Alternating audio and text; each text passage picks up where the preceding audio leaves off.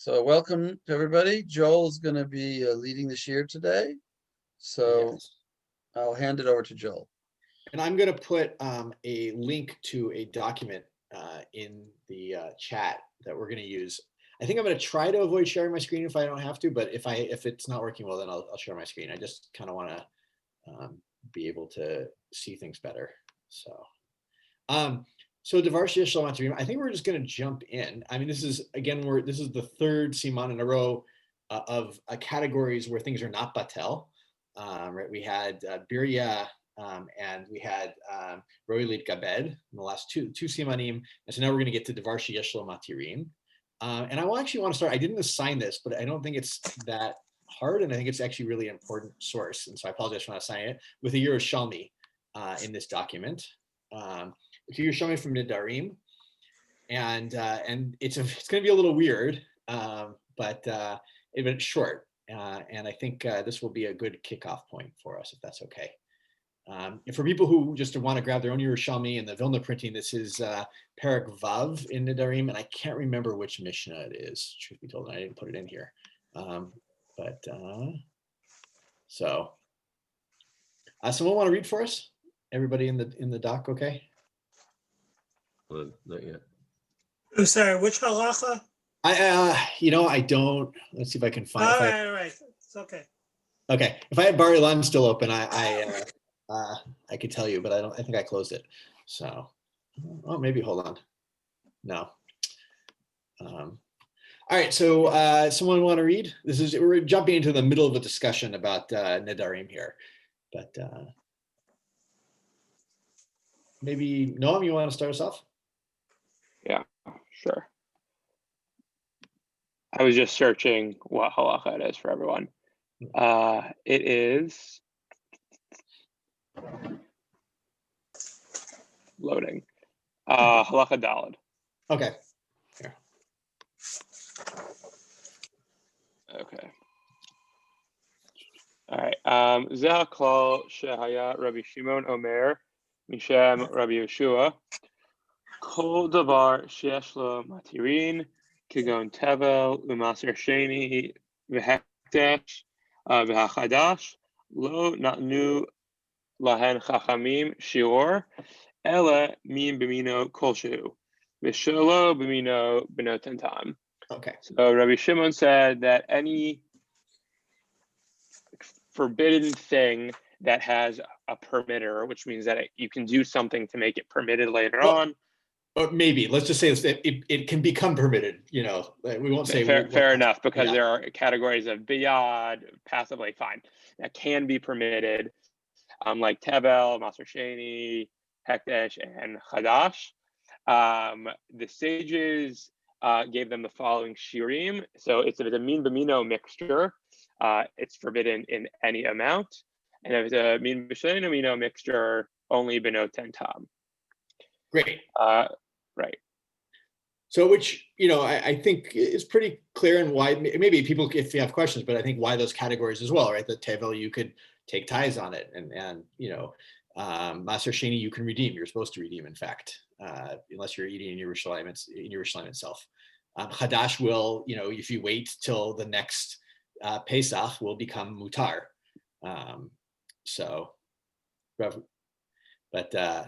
And you notice that the category, right, min b'mino is kolshu, right? Any amount is not batel, but when it's not b'mino, it's noten tam. It's like our normal rules in general. So, okay, keep going. Wait, why do you think it's different? Why do I think it's? What do you mean? Why do I think it's different between these two categories? Yeah. From this Yerushalmi. For this Yerushalmi, we don't see. All right. Yeah, we don't see anything. So fine. I'm going to leave it there for now. How's that? Is that okay? Excellent. Okay. Keep going. Keep going. The chol she'ein lo matirin kigon truma v'chalav orla v'kala hakerem natnu lahen chachamim shior min b'mino kolshu shelo b'mino b'noten tam. And so for all the thing that can't become permissible, truma, chala, orla, kalayim, The sages gave them the following shiur, and it's the same ones. Exactly. Mino is kol shehu, and shelo b'mino is no tentam. Yeah, so that's very confusing. Although, right, if you left off the end of what it is, it says, there's no shiur for yesh lo matirin, ein lo matirin, there is a shiur, and so we'll have to see. Clearly there must. I think there has to be a Girsa problem going on here. You're going to see someone's going to say that because that doesn't make sense. That just sounds like it doesn't matter if yesh lo matirim, ein lo matirim. It's the same. Min b'mino kol shehu, and min shebeno mino benot tentam, which, by the way, follows the rules we saw in Avodah Zarah about maybe min b'mino bekol shehu. Also going with the phrase Natan Lachem Shior and following that by Bekol Shehu is just like a hilariously nonsensical thing. Exactly. Yeah. It's like they gave it a shiur, but there isn't a shiur. So I'm wondering if maybe it's not a Girsa issue. Maybe they're going on they're saying you would assume that there would be a difference, right? The nafka is that there would be a difference here. And so we're going to tell you, actually, contrary to whatever your logic would tell you, there's actually not a difference. Well, but I also don't see it as strange at all, because isn't it just two different lists of things that have the same din? And it's just telling us two different categories, and it gives you the examples of those things, and they're not overlapping. Except for not nu lahem chachamim shiur and lo not nu lahem chachamim shiur, does seem to be that there are you'd expect a difference between those two. It would seem that they could say ben im yesh letaher ben im en letaher, then give the same answer instead of repeating it twice. But Yavni, what were you saying? Never mind. It was just reinforcing. Also, like these two lists, like everything should be included in one of these lists. So why does it make sense to? What do you mean? Everything should be included if it's the same. What do you mean by everything should be included? Oh, I think we lost Yavni for a minute there. But I mean, they're clearly right. One is a list that has a fix to it, or I'd say, that these things can become mutar, and one has a list of things that cannot become mutar. That seems pretty clear. So maybe Noam, let's see how the Korban Haidah deals with this. Sure. Hachi Garsinan, the Kalei HaKerem, Natnu Lahen Chachamim, Shiur Biminan, Truma V'chala B'mea, Orla V'kalei HaKerem B'matayim, Shelo Biminan B'not Tentam. So the Korban Haidah fixes up the Girsa a little bit to the rules that we know. Exactly. These are the normal rules, right? Yeah. So it's the Korban Haidah has I don't know if he has a different Girsa. I did check, by the way, the other printing they're showing me, the Venice printing, and it's the exact same as the Vilna printing. So there's no difference there. Joel, do you happen to have Lieberman's Mavo on you? I do not, but no. I wonder if you would have this. Yeah. If this were a Gemara, sure, we could dive into this a little bit more, but I don't want to, but the reason I think this Yerushalmi would become important is this is also, we see a split between, for Devar Sheyesh Lo Matirin, between Mino and She'eno Mino. And also we just like a basic rule here for this, but we'll skip the Pnei Moshe. He has a different version of how he tries to fix it. He tries to make one Kol Shehu and one Mashehu, and claim that they're different. But I don't want to spend too much time on that at the moment. But just to see, this is the basic rule here. And by the way, the discussion here in the Yerushalmi that they're dealing with is the whole question of, if I take a neder against eating or drinking something, is that a Devar Sheyesh Lo Matirin or not? Which is what they're jumping in the middle of. But I wanted to start with just the basic rule of Devar Sheyesh Lo Matirin, of it b'mino, it's kol shehu, be'eno mino, it's not tentam. And according to the Korban Haidah, that differs from something that's ein lo matirin in the Yerushalmi here. Lexi, sorry, I think you're talking, but you're on mute. Oh no, okay. So, but any comments before we move on to the Gemara and Beitza? Okay, so great. So now, we looked at this, if you were in the Shir over the summer, we looked at this case in Beitza, which is really not a discussion about Yesh Lo Matirin in general, but it kind of shows up in the middle of it. So I'm going to drop us in the middle of the sugya. And really my interest is less the sugya and more the Rashi. at this point. So, but let's actually, let's take a look at the sugya quickly, and then we'll look at the Rashi, and because Rashi's gonna give us a shita why davar sheyesh lo matirin is not batel, which we haven't seen yet from the Sham. We haven't seen why, and we haven't seen why mino would be different from eno mino either. So, so someone want to take the Bavli here? This is Beitza Gimel Amud Bet. Remember, we're talking about cases of like a Beitza that was born on Shabbat or on Yom Tov, and right at the moment it's Asur. But of course, right after Yom Tov is over, after Shabbat is over, it'll become Mutar. Maybe either like Lexi or Yavni or Asher, one of you want to read? Yavni, was that a hand? Go for it. Asher, do you want to go? Either way, you can go. I'm good to listen. Okay. Hang on. Metive Achad, sorry, just losing the. אחד ביצה שנולדה בשבת ואחד ביצה שנולדה ביום טוב, אין מטלטלין אותה, לא לכסות בה את הכלי ולא לסמוך בה קרעי המיטה.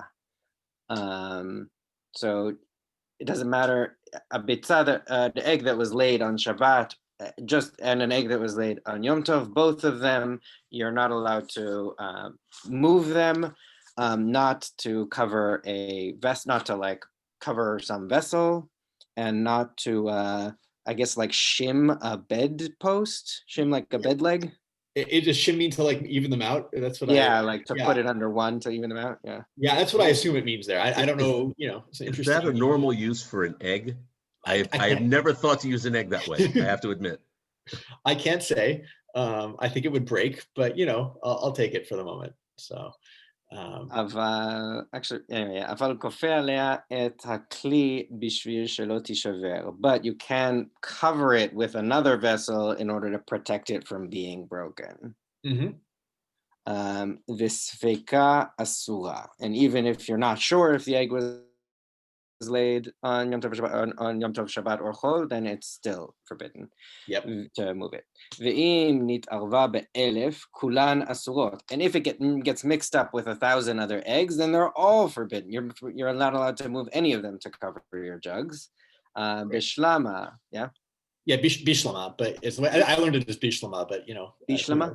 Yeah. Bishlama לרבה, דאמר משום הכנה, have a speika deoraita. So this makes sense according to the opinion of Rabbah, who says that this is not allowed because this is an issue because it needs to have been prepared before Shabbat, because that's deoraita, have a speika deoraita, because then you have a speika on an oraita, v'kol speika deoraita lechumra, and we're going to be machmir on that. So all 1,000 of the other eggs, we're not going to metaltel also. Ela l'Rav Yosef v'l'Rabbi Yitzchak, de'amrei mishum gzera, sveika derabanan hi, v'chol sveika derabanan lekula. But what about the opinion, but how can the opinions of Rabbi Yosef and Rabbi Yitzchak be squared with this Baraita who said that we don't move the egg because of a derabanan gzera,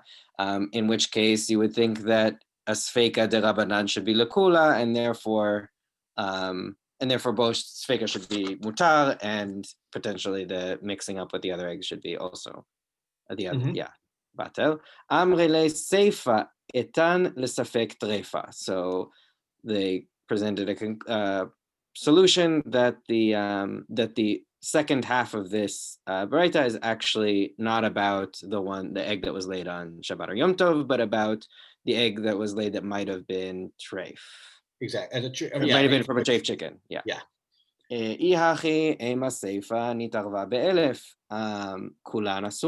If that's the case, then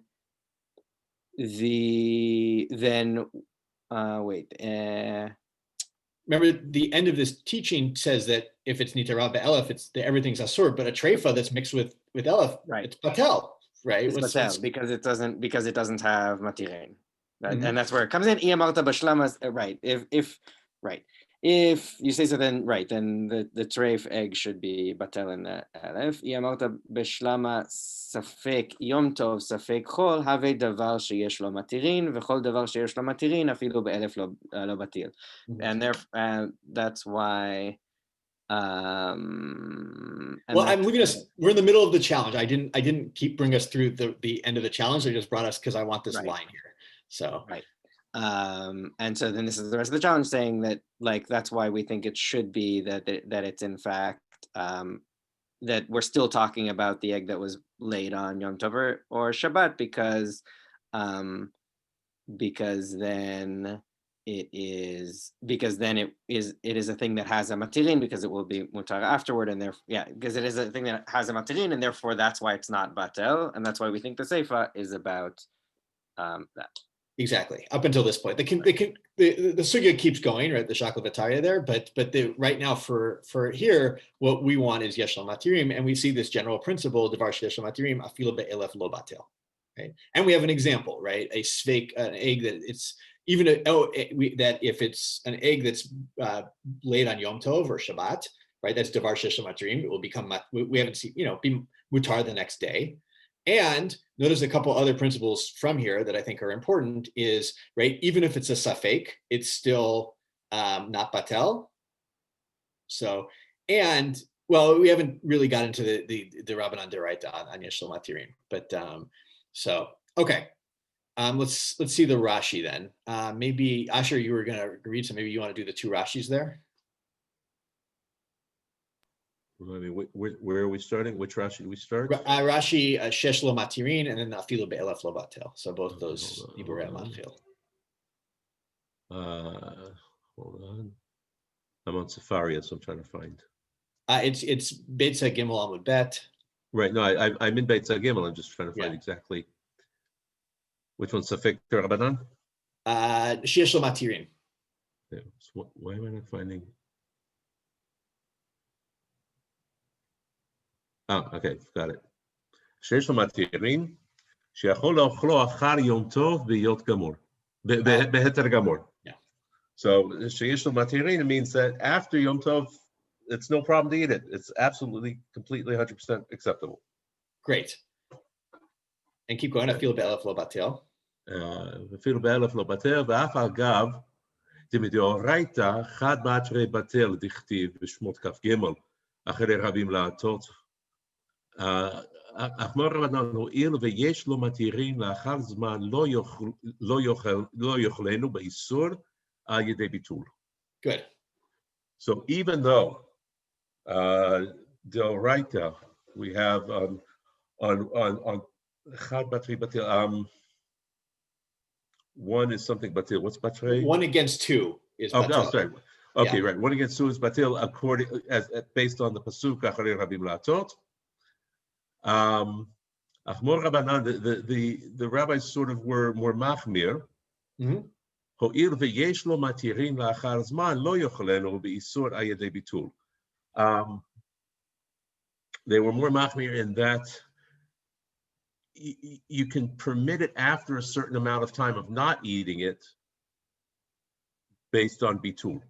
Well, yeah, so I want to kind of maybe sharpen that. Right? That didn't make sense as I was translating it. Yeah, because it will eventually become mutar, right? If you just leave it, it will become mutar in this case. So why rely on bitul? It's going to become mutar. So okay. I think in the Rashi here, it's like, there's almost like a sense of bitul. Yeah, if like you have to do bitul, okay, we understand. If like bitul has to be relied on, we understand that, but it's not an ideal situation. So if something is achar zman going to become batel, why don't rely on bitul? Wait until it becomes mutar, and then you're fine. Okay, I think that's how I understand the Rashi. I'm happy to take other takes on that, but.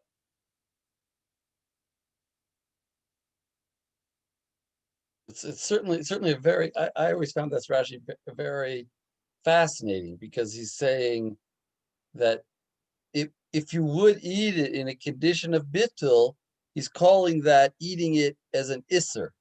And it's basically like bitul is always b'diavad, right? Like bitul is never lechatchila. We literally had that principle. So it's like Yeah, even but if it isn't literally usher for me to eat this once it's been bottled, it's like I I don't have agree with to that do this. premise. I don't agree with your premise. What is it? The Torah says that if there's two Like, and Aim there's before Torah one, and Tefillah. it's So what I'm saying what do you mean lechatchila? that like You're not yes, allowed. No, wait a second. You're not allowed to create a bittul. But once there is a bittul, the Torah says about it that that is kosher. I mean, So like I don't think that plays out consistently even throughout the Rishonim. For example, the case where you have like the chatichash inereal kabed, that like chad betray is like technically like they say batel, and they're like kind of we go by that, but a lot of them are like, but actually you should throw one of them out. The Rosh is the only one who really digs in his heels and is like, actually you can eat all of them because they're totally fine. It's totally batel. Like we see that even with Beetle, we often do have people who like have this concept of it's actually not totally fine and we still have discomfort around this. So he's like, yes, it's isn't the technically concept batel. isn't the No, concept of throwing one out because of hana'ah? Because we're worried about getting hana'ah from one of them, well, and the not different ones because are of saying bittul. because whatever. But then even like the ones who are like you have to eat it one at a time because then you're still getting hana'ah from it. Like the Rashba says that you have to eat it one at a time because each one I can say, oh, maybe this isn't the nevela, so I can benefit from all of them. I just can't eat them at once. So even if you explain the hana'ah ones that way, you can't explain the Rashba that way. So like I think we have this idea that like even though doraita, yes, it would be batel like betray, like why would you eat a thing that is usher right now and has to be batel by some heter, which is ultimately this bitty eved thing when it's just going to be mutar legamre at some point when you could just eat it when it's completely fine. Why would you eat it now and rely on bitul? All right, so let me push in a Yeah. different direction. I can push in a different direction. What about this? That why should it? In other words, why doesn't Rashi say it's not batel now because it will become mutter later? Well, He doesn't seem because to it say is that. well, no, but What does he that says mean? doraita What? batel now. He says it's just not like because of this like gzera, this derabanan status, it's not batel now. And I think we can also see it as like basically when you operate like from a gzera perspective, which is how he's essentially framing this, it's like even if like there's technically nothing wrong with me eating this thing that's been buttled, like if I treat something that's gonna come to be permitted and like it could be totally fine and I'm still letting people eat it now while it's usser, I'm basically saying that isser barely exists, right? Like I think actually it comes up in a source, not I don't think it's one of the ones that was brought here, but I might be forgetting. Well, Like I know the there's a source where they essentially do everything of like if I like permit you to batel like something that's gonna become permitted anyway, it's already not a sort of gamre, then I basically just don't take it seriously as an isser at all. That's true. That's true. And we have another concept that supports this, which we've seen before, which is choser v'nior. Yeah. Choser v'nior says that the piece, even though it's batel, if another one falls in, well, wait a second, it comes back and wakes up and it min matzah et minot. And therefore we see that it's, even though there's bittul, it's not a complete bittul because it can come back to haunt you. So we see that same concept here. Rabbi Landis wants to say Of something. Landis, yeah. I think a little differently, looking at it again. I have the benefit of not having the Gemara in front of me without the Rashi, so I have that benefit. But having said that, is I think what I don't think it's the fact that it's not bottle drabonin. I think it's bottle dioraisa, and we're not talking about beetle drabonin. I think it's an Easter Gabra, not an Easter Chetza. And that's the whole notion of that would explain selection of what you should do and what you shouldn't do. Why should you eat it?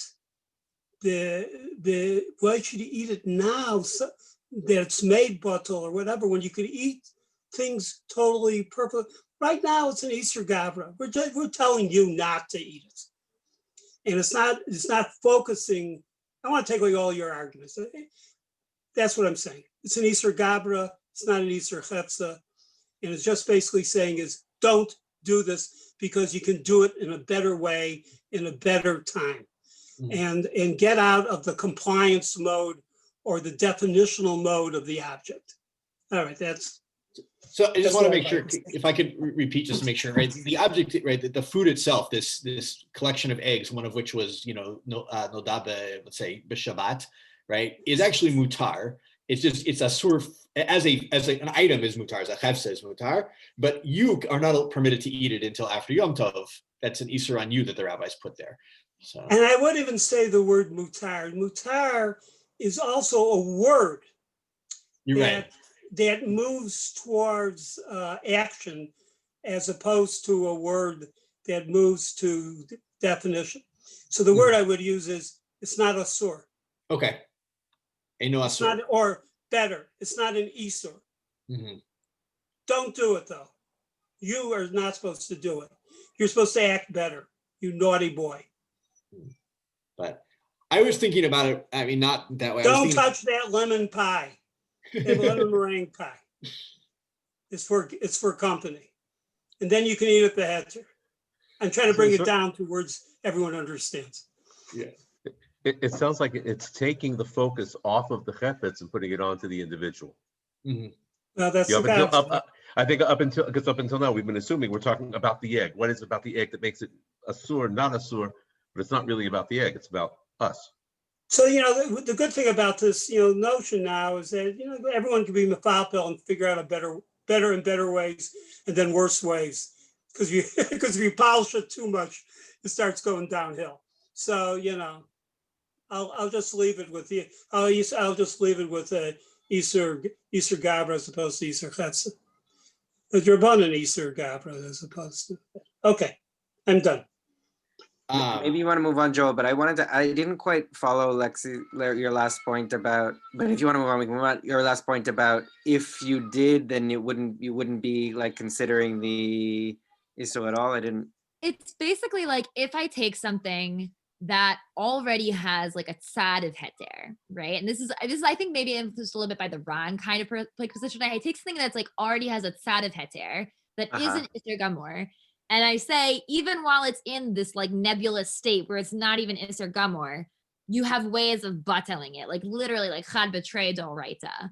At that point, like it's so easy to say this Isser is essentially non-existent. I can eat it. It's mutar the gamray even without being mixed into things after X period of time or after I do what. And even before I get to that point, which I could have just waited for or done this little thing for, if it just gets mixed up with other things, it's totally fine. It's that like, basically this is like an extreme xera to make sure that even though these have like an element of heter, people still treat them as isur before it arrives at the heter state. Okay, I'm not sure I buy it, but I understand it now at least. Yeah. I was thinking of it a little bit. It's a little bit different than that, and I think this was maybe where Rav Nachum was going with it. A little bit of lines because I was thinking about Choser V'Neir as well. Of like, there's some idea that even if something is batel, it still has, I don't know, a taint of some sort to it. Like it's still has some kind of signal of, well, there's an isur there. It might be batel, but there's still an isur there, and it's never like, it doesn't really always fully go away. And so therefore we have, in this case, it's like a less ideal situation at the very least, right? Ideally, yeah, it's batel, but not the best thing to eat, and therefore, if there's a choice, if there's a way to wait and it will, or to do so, maybe even to do something, we'll see about that, there's something, then yeah, like wait, don't eat it now. That's the way I understood it. It was Since this is an important issue and we really should go on, but I want to say one more thing. Yeah, please, go for it. Which is this, that, what about if you can identify the piece? Mm-hmm. You have like 2 kosher and 1 not kosher, but you can identify the not kosher one, then it's not batel. Yeah. It's only because you can't identify it. What if you could identify it later? What if it's, it will become identifiable, mold will grow on it in a day, and then it'll become identifiable. That's kind of what we have here. We have a situation where it's not, right now it's not identifiable, but in a day it'll become actually not even better than identifiable, become kosher. But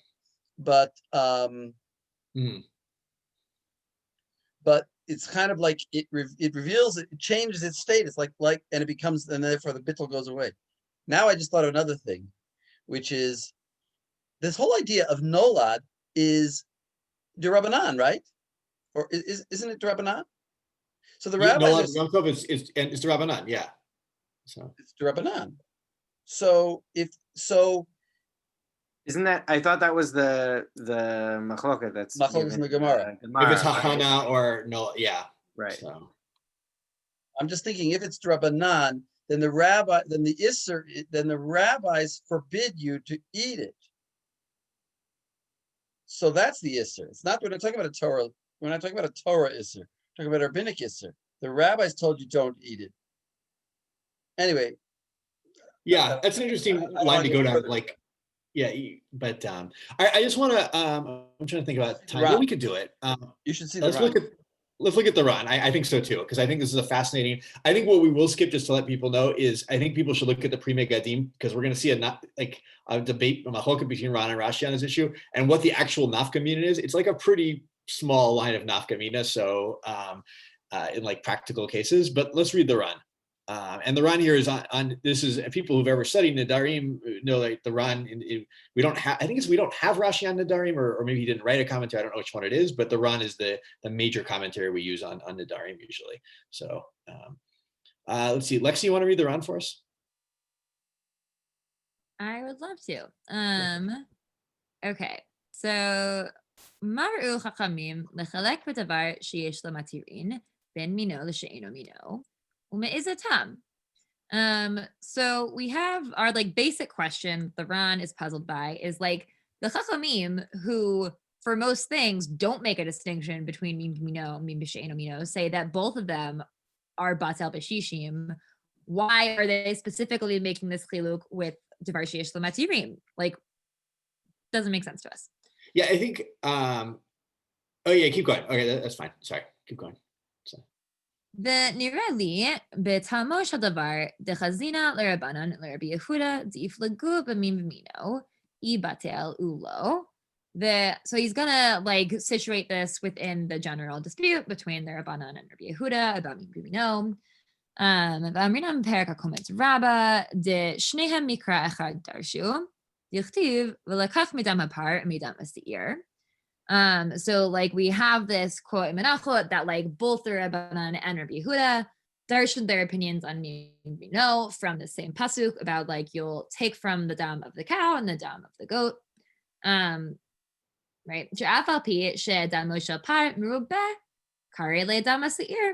Alma lo batil. Because like even though there's definitely way more cow blood than there is goat blood, we still called it dam asir, implying that it's not batil.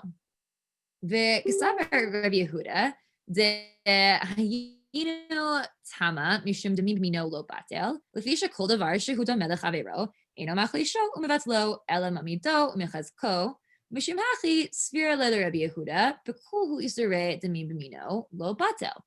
So Rabbi Yehuda, the way he darshans this, is to say it's because like anything that's mixed in with something of its own sort, isn't like weakened by the presence of that other thing. If anything, it's actually like strengthened by it. So you can't say it's like kind of becomes insignificant. And so anything mixed with its own type, he learns this to all other cases that they're not batel. The Rabbanan lo mashma lehu hachi, the makom makom mim mino de isar v'heter, ein domin zelazeh kevan dechad asur v'chad sharet. שאין ראוי ללך אחר דמיונן בעצם, אלא אחר חילוקן באיסור והתר. So, well, yeah. So the Rabbanan just have a different conception of what we consider, what we most value being like similar or different. That Rabbi Yehuda says the like physicality, the like mitziyut of a thing is what like fundamentally defines it and how we're understanding what can work against each other. And so things that have the same kind of like physical status can't like batel one another, whereas the Rabbanan say even if something the like the mitziyut of it is the same, if it's like halachic status is different, that's not mean we know these are different things that are mixed together. What matters is if it's like iser and heter. I want to stop you there, right? We per this theory that the Ran has created, right? The Rabbanan also agree, but mimi no eno batel. they just don't think that most things we think are min b'mino are really min b'mino, because one is an isur with min isur with min heter is not min b'mino, right? And that's which is all right. Keep going. I'll make sure that's clear for people. Yeah. Ella, haynu tama dam hapar enu mavatal dam asir. Mishum de kevan de shnehen olin, kolomar shek sherim lizrika, ein mevatlin zedze. Dechi henchi der Yehuda azel achar dimun ha'etzem, az der Rabbanan achar dimun ha'heter. So the reason that they think in this pasuk the things don't batal one another is because they have the same basic like halachic status. These are both like damim that are kosher to sprinkle on the altar. Ergo, because they have this like same fundamental status, they can't like cancel one another out. And so that's what they learn from this, that things that have like the same like Isser v'heter status / general halachic status can't work against one another. That's like what matters for them, min b'mino. Whereas Rabbi Yehuda goes after like ha'etzem, like the like physicality of a thing. Ulefichach kol shechalukin be'isor v'heter afilu min b'mino batel zahavale kamim b'she'en amino. So therefore, according to the Rabbanan, with all things that have different Isser v'heter statuses, even if like their like physical status is the same thing, they can be batel because it's like min b'she'en amino because of these different halachic statuses they have. I feel like I'm using that word wrap. I don't know a better one. And then mishum hachi amrinan the devar sheyesh lematirin na natur rabbanan mishum chumra l'divrei l'Rabbi Yehuda dekevan she'en davar ze chaluk min haheter legamre be'isor v'heter shari afu sofo liyot nitar komohu amrinan she'eno batel b'mino. And this is how we can explain the Rabbanan's chiluk between min b'she'eno mino and min b'mino, like in the traditional way we've been understanding that, which is like the like mitzvah of the thing, when it comes to devar sheyesh lematirin, because when it comes to the like fundamental distinction the Rabbanan make, this doesn't have a clear one or the other. It's kind of like in this weird in between. So it's not totally she'eno mino from the heter. And you add on the Rabbi Yehuda consideration of their physicality is the same. Those two things combined mean they're similar enough that we don't think they can be batel. Yeah, that's a pretty good translation. I like that. That's so. And generally, so the Ran's theory is that two things I just want to repeat. Or one is that there's an idea that min shebe'eno mino to everybody is not batel. And because devar sheyesh lematirin is the only reason that an isur falling into a heter is batel is because an isur is not the mean of a heter. It's their different mean. One's mean isur, one's mean heter. But if it's something that will become a heter, it's kind of already a heter, and then it's kind of mean b'mino. So we're going to turn towards saying it's not batel. So. He doesn't say it's exactly like min b'mino. He just says it's similar to min similar, yeah, because one is right now on one is still you still have an isur falling into a heter. It's just an isur that will become a heter, so it's kind of like it's mean. It's not quite there. So, oh, I'm sorry. Well, in setting up the, I'm sorry. In setting up a structure for a drabanan, the use of an analogy or paradigm does not have to be as exact or direct as a direct, as a deraita. The deraita, it really has to fit. You have to make sure everything fits. Here you got a structure, and we're borrowing the structure and we're using it, and it fits just very well. Yeah. Or it fits well enough, I meant to say. But well, you're making an excellent point, actually, because you're pointing out that we're using paradigms of deraita here. We don't have to. It's rabbinic law. Well, I think we're learning how, we're watching whole, simanim being created. As it's being created, they have to explain it. And as they explain it, they're creating it further. The jet is flying, but it's being worked on. It's being worked on at the same time. Yeah, but I think that's right. It doesn't, if there is some weakness to the Ran's argument. I think if it were a deraita kind of thing, if it were not just a, he's trying to create an explanation here for like why there was a gzera as opposed to like why this is actually the way No. deraita works. But But- was that? I'm saying, but if it would be a deraita law, his explanation would be fantastic. No? Yeah, but it's not well, no, because I think unless you're saying it's like safek deraita, because it's, it still isn't min b'mino quite at the end of the day, right? It's right, but he's saying it is min b'mino. It's like min b'mino totally in the din. In the din, it's like min b'mino. exactly. So, Um, Ralph Landis, we can't hear you. You snuck in there, Rav Danzig, a good explanation, a good hat, but it's pro Ron. It's Mhm. I'm not so sure. Right. I'm not so sure. The other thing we see is that how economical it is to have Rashi and a daf. Yeah. So. Okay. I will. We're going to skip the Pri Megadim, but you can already imagine that in a case where something is itself has another Isur on top of it, right? That it has both, Devar Shesh and Matirin, and it also maybe is like a Safek Treifa or something like that, which is like already out of our sugya. Then you start to get a difference between Rashi and the Ran, because the Ran would say that this is definitely not min b'mino in that case, and so therefore it's no longer Devar Shesh and Matirin. It doesn't fall under this law. But I'm not going to. I don't want to dive into it just based on time. I want to look at the Rambam, just to give people structurally where we're going from here. We're going to look at the Rambam actually, because I think the Rambam just very nicely formulates his theory of this whole thing and how it works. And then we'll take a break and then we'll go to the tour. And the last two sources on this source sheet, we're going to save hopefully I'll save enough time at the very end so we can bring Hanukkah back into this topic, because it's, good timing. So, since we're going around, let's see, is anybody not read Isaac, are you in reading availability, or are you not right now? I'm alive. You are. Would you like to read for us the Rambam? There's 4 halachot here. Yeah. Sure. So great. Start with halacha tet. Okay. Chametz בפסח, אם אף על פי שהוא מאיסורי תורה, אינו בכללות אלו. לפי שאין התערובת אסורה לעולם, שהרי לאחר הפסח תהיה כל התערובת מותרת, כמו שביימנו. לפיכך אוסר בכל שהוא בין במינו בין שלא במינו. Okay, so chametz on Pesach is not, doesn't fall in the general rules of beetle and everything, all that other stuff that Rambam discussed previously in this parak, because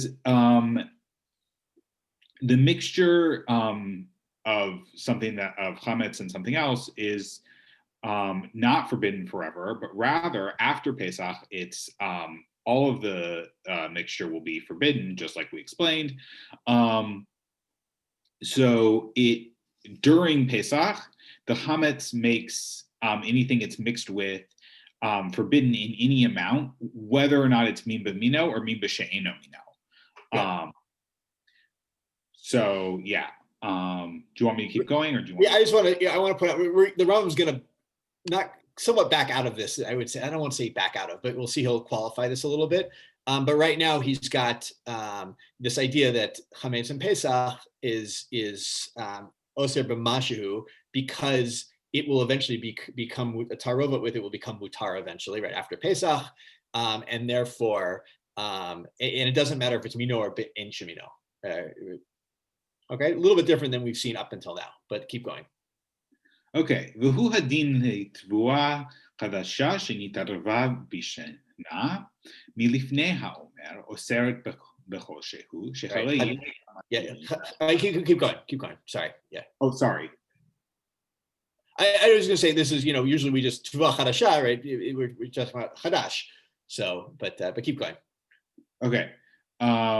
So that's also the rule with new produce that was mixed with older produce, well, specifically grain. Before the Omer is Oser B'chol Shehu. because שהרי יש לו מתירין שלאחר האומר יותר הכל, or sorry, יותר הכל, Yeah. וכן כל דבר שיש לו מתירין, ואפילו היה איסורו מדבריהן, כגון איסור מוקצה ונולד ביום טוב, לא נתנו בו חכמים שיעור, אלא אפילו אחד בכמה אלפים אינו בטל, שהרי יש דרך שיותר בה, כגון הקדש ומעשר שני וכיוצא בהן. Okay, so it's Oser B'chol Shehu because it will be permissible after the Omer is over, and that's the same. It's the same set of rules for anything that is Davar Sheyesh Lo Matirin, even if it's a sort of Rabbanan. Great. For example, Muktzah and an egg that's born, that's laid on Yom Tov. There's no shear for them, but rather you can have one to as many thousands as you want. Like, it doesn't matter how minuscule it is. It's not batal, because there is a way that it can become mutar, just like hekdesh and maaser sheni, etc. Great. By the way, I didn't dive into this too much, but the Rambam's language here rather highly reflects the Yerushalmi, which is kind of interesting. I don't know if he took this right from the Yerushalmi. His list is the same, right? There's a lot of structural similarities. And there's a reason I bring that up, is because at the end it's going to seem like it'd be a little surprising. But I think that's pretty straightforward, and important halacha there, right? It includes Isurei Dirabanan, not just Isurei Diraita. Okay, keep going. Okay. אבל העולה וכלי הכרם וחלב ודם וכיוצא בהן, וכן תרומות, נתנו חכמים בהן שיעור, שאין בהן דרך היתר לכל אדם. Okay. But orla, kile hakerem, chalev, blood, etc., and also truma, they all have shiurim, and the reason is because there's no way for them to be permissible to everyone. So Rambam's underlying principle here seems to be that, like, I don't want to say he's adding, or he's defining Devar Sheyesh Lo Matirin as something that has a way, or in things that don't have a shiur, as something that can be permissible to everyone, whereas things that can't be permissible to everyone have to have a shiur, so they can be batal. Great. Can I keep going? Or yeah, go for it. יראה לי שאפילו דבר שיש לו מתירין, אם נתערב בשאינו מינו ולא נתן טעם, מותר. לא יהיה זה שיש לו מתירין חמור מתבל, שהרי אפשר לתקנו. Okay, I'm going to translate there. And it seems to me that even davar sheyesh lo matirin, if it's mixed with something that's mean, if it's mean b'she'eno mino, and there's no notain tam, it should be mutar. So in other words, he's going back to what we saw in the Yerushalmi and the previous commentators, and saying, like, we with min she'eno mino, we're actually going to go on notain tam, which implies that for the kol shehu, that's only min b'mino. And yeah, I mean, the important point here, right, is tevel, right, which if it gets mixed up with something that's enomino, is batel, can be batel, and that's like a major isur if you eat it, and therefore there's no way this gezerah can be any stronger than that, right? That's his logic behind why she'enomino is batel for davar sheyesh lo matirin. Yeah, that's the next sentence. But yeah, you translate it, so I won't bother. Great. ואף על פי כן שלא במינו, בנותן טעם כמו שביארנו, ואל תתמך על חמץ בפסח, שהתורה אמרה כל מחמצת לא תאכלו, לפיכך חכמירו בו כמו שביארנו. Okay. And even with min be'eno mino, if there's no tain ta'am, so apparently you can eat it with min be'she'eno mino, where there's no tain ta'am. Yeah, as explained. And don't get all surprised about Hametz on Pesach. Right. that- Remember, I just want to stop. Remember, the Rambam already told us Chametz Pesach, ben min shemino, ben she'eno mino is not batel, right? And he said that's because Davar Shesh Matirin. So he's going to explain, well, how does that work now? So Yeah, so don't get shocked, because the Torah said anything that becomes leavened, you shall not eat. Thus, they were machmir on this. Yeah.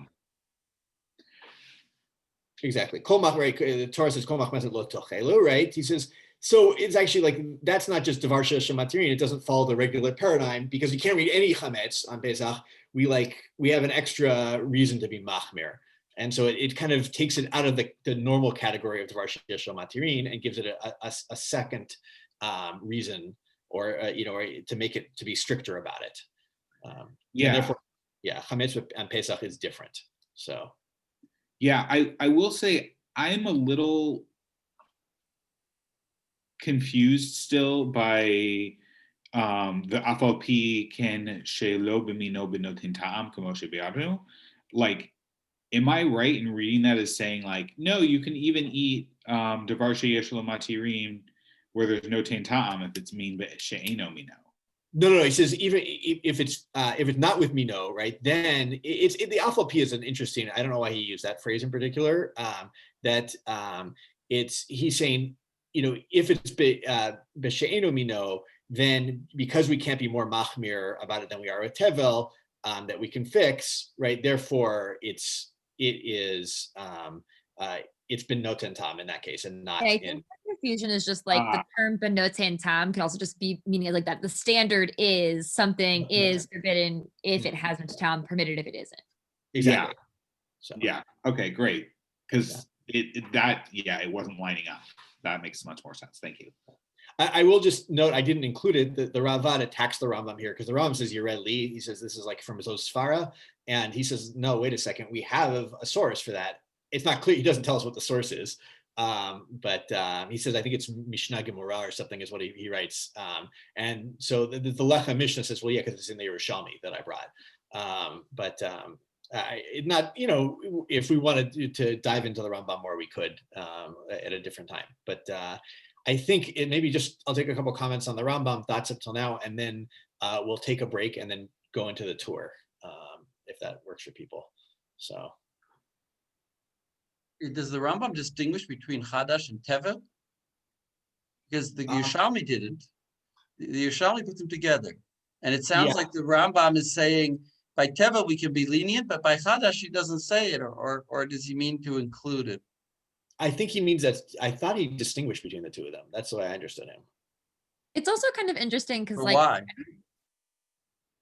You could say that none of the sources we had today made this explicit distinction. We thought that Beit Yosef was going to get into it, and then he didn't. But for defining what's a davar sheyesh l'matirin, I think there is a source that's like, oh, it's like truly that it has to be like me'alav, that like it would just become permitted. As in Chadash, I don't have to do anything. The Omer comes and it's permitted. Whereas Tevel, even though it's a relatively minor action, I do have to do a thing to make it permitted. Yeah, right, that's good. Didn't give that explanation though. No. I'm just saying that's like a potential reason to make a chiluk between them. Yeah, you're right. That's great. It's a great. But it's a chiluk of an advantage to one to the other, because the term davar sheyesh lo matirin means even if you do something, yesh lo matirin. Yeah, no, your point is right, but it's but can I remind everyone there's a Yered dash here? Make sure we get back to meat, potatoes. We're on a break. We should go on break. Yeah, I just want to take some final comments, but I just want to add, Lexi, we will see. Yes, seitan and potatoes. Okay. Yeah, exactly. Sorry. When we get to the Achronim next week, we'll see the whole debate more deeply about how much work does it actually take. Although I think we may see it today with Kalim, the question of Hechsher Kalim as well. So. Anyway, yes, let's take a 5-minute break. I'll see everybody in 5, and bring your tour Beit Yosef. So.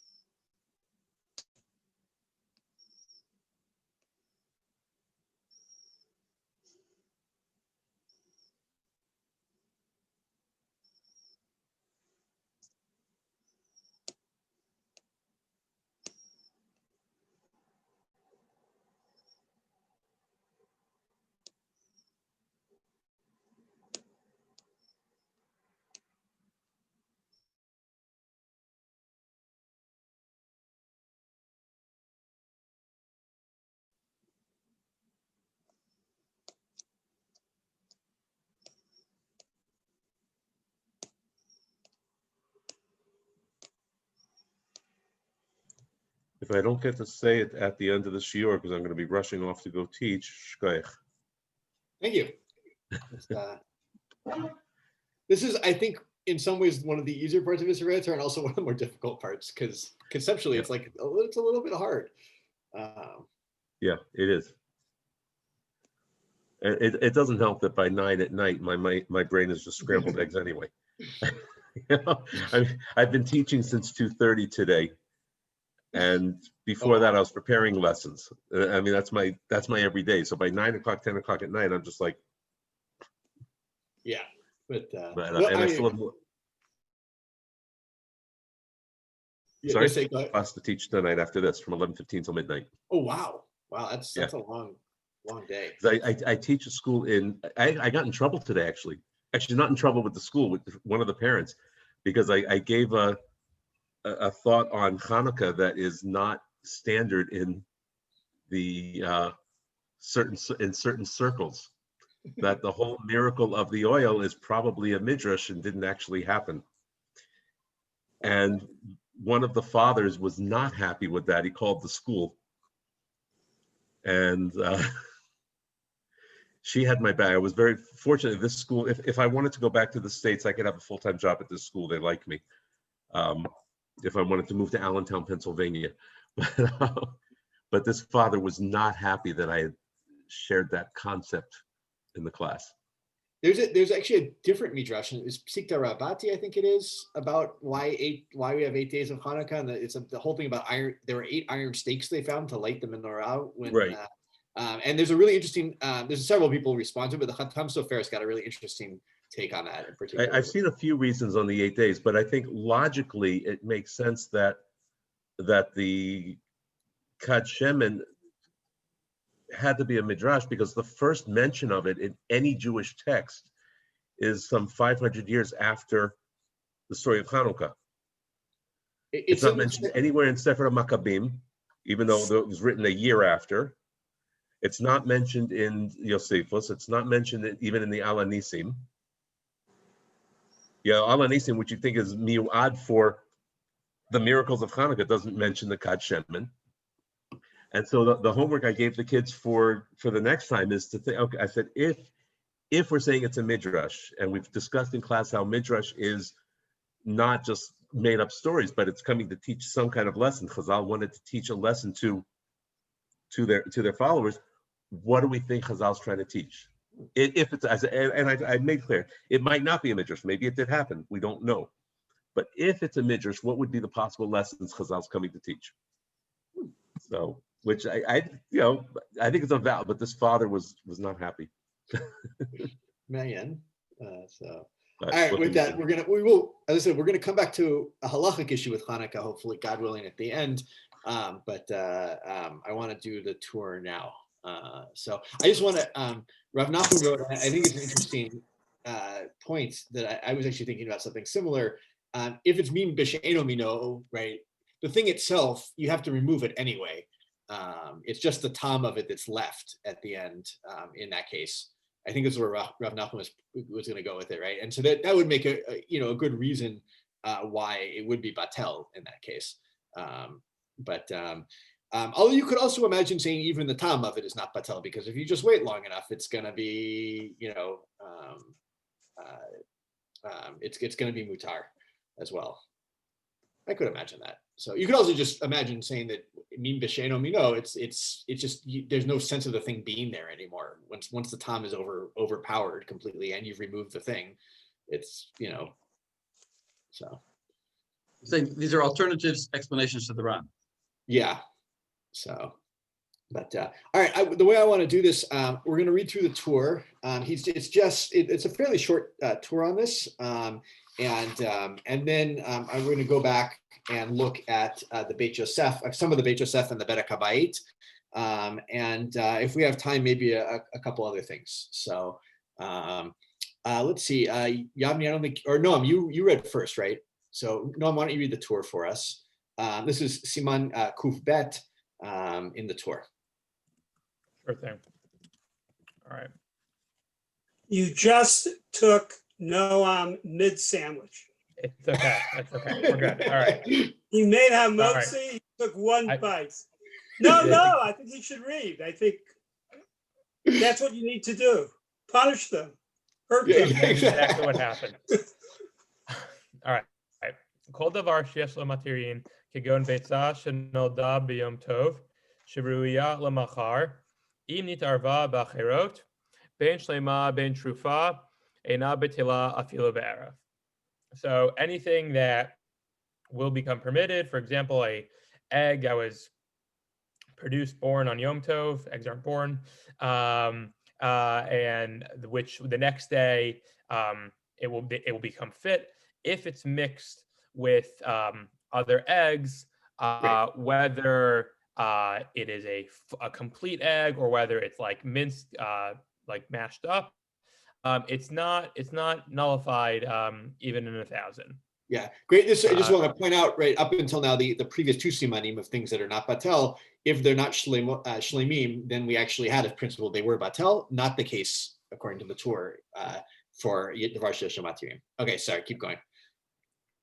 And I think that's like understandable because you can apply the same rationale to the whole concept of Dvar Sheyesh Lo Matirin to Trufa, right? Like like regardless of its state, it's going to be permitted the next day. So just because it's currently mashed up shouldn't affect the outcome. Yeah, and also remember for the previous two categories, right? Being shalem gave the thing its status, right? Its importance, its name, whatever it may be. Versus here, if it's not shalem, it is shalem. It's not shalem. The issue is whether or not it'll become mutar eventually, not the issue of whether or not it is important. Okay. Keep going. Sure. ואפילו ספק אם נולדה ביום טוב, אם לאו, ונתערבה באחרות אסרו. So even if it's questionable, even if there's suffix whether the egg was actually produced on Yom Tov, and then it was mixed up with others, they're still all forbidden. Great. ואפילו עשה ממנה תבשיל, כתב אבי העזרי שהוא אסור. And even if you made a dish from it, the Ravia says that it is forbidden. אבל לפי מה שפירש רבנו תם, דהה שיש לו מטרין אינו בטל, דווקא כשנתערב במינו, אבל נתערב בשאינו מינו, טעמו בטל בשישים, אם כן, התבשיל מותר אם יש בו שישים כיוון שלא כיוון לבטלה. So, but Rabbeinu Tam is going to disagree with the Ravia, and he says that this whole concept of Dvar Sheyesh Lo Matirin only applies when it's a mixture of Mino. But if it's B'Sheino Mino, it's going to be nullified in Shishim because it's on Tam. So if it's in a dish, it's permitted.